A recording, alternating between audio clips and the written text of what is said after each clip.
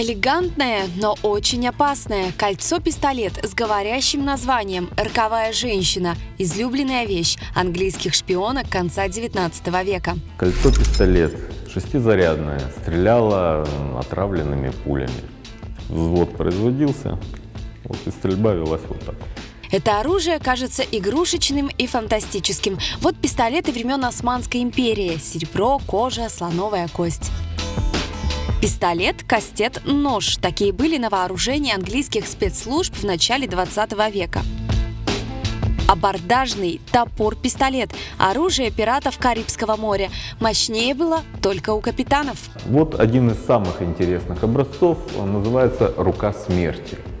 Вещь известна тем, что ее предпочитали капитаны как пиратских судов, так и торговых. Говорят, что имела шикарный успокоительный эффект на команду, если та вдруг взбунтуется. Собственно говоря, стреляла залпом.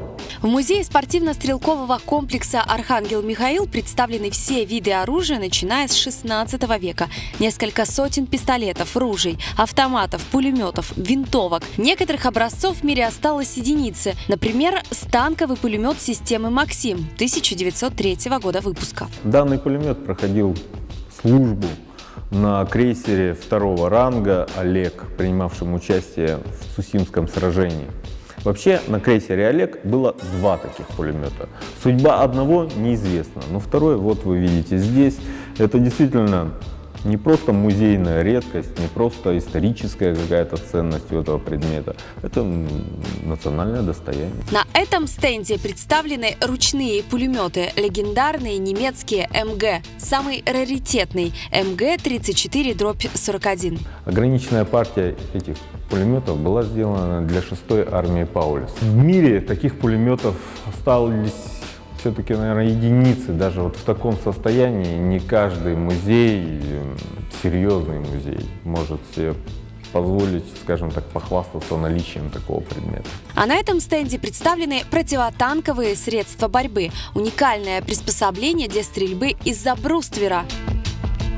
Легендарное финское ружье «Лахти». Таких в мире осталось не больше 5. Оно применялось уже во Вторую мировую войну. Особенно оно было эффективно в первой половине. То есть, когда советские танки типа БТ и прочие, они как-то пробивались. Здесь 20 миллиметров идет снаряд, стрелял. Здесь практически на очереди он не стрелял, но темп стрельбы был 5 секунд. А это первый в мире реактивный гранатомет «Панцерфауст-30».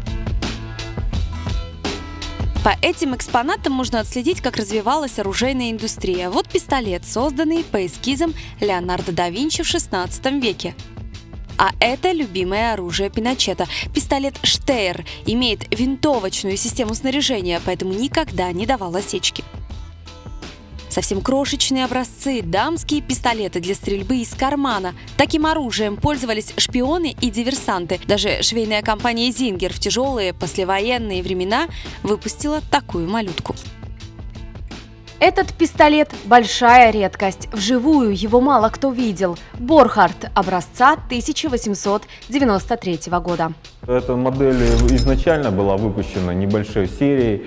Принимала она участие, кстати, только в одной войне, в Англобургской. И, в общем-то, на этом ее история практически заканчивается. Уникальная коллекция оружия спортивно-стрелкового клуба «Архангел Михаил» собиралась по всему миру. Экспонаты размещены в фойе комплекса и в зоне отдыха. Специально, чтобы спортсмены и гости смогли проникнуться не только духом стрельбы, но и ее историей.